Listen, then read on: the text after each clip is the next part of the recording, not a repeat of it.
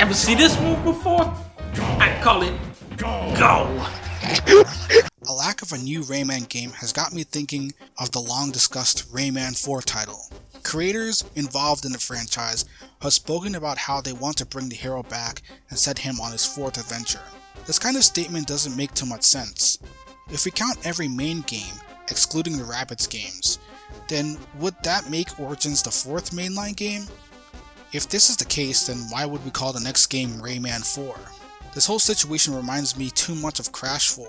Say what you want on the quality of the game, you can't deny that a title like that sets up expectations. The biggest issue with this title is that it invalidates every other title in the series. All these other games don't matter. This is the real Crash 4. With expectations like that, you're only setting your audience up for disappointment if you don't deliver. And it's a miracle that it ended up doing so. These issues could plague the series if the next game were to be titled in a similar manner. Whether or not you like the Ubi art style of games, you can't deny that they're Rayman games through and through. They share enough elements from past games to feel like a part of the same series. Arguments about how Origins and Legends differ from the past three should be immediately disregarded, as every mainline game differs significantly in aesthetics and gameplay details that separates one title from the previous one. Is the name even that important? It feels like a question with a multitude of answers. If you ask a random Rayman fan, they'll tell you that Origins is the 4th, 5th, or even 8th mainline game. Despite this, people are still asking for a 4th game. I think Rayman 4 represents something more. Rayman 4 isn't some elusive vapor, but the remains of a once planned game.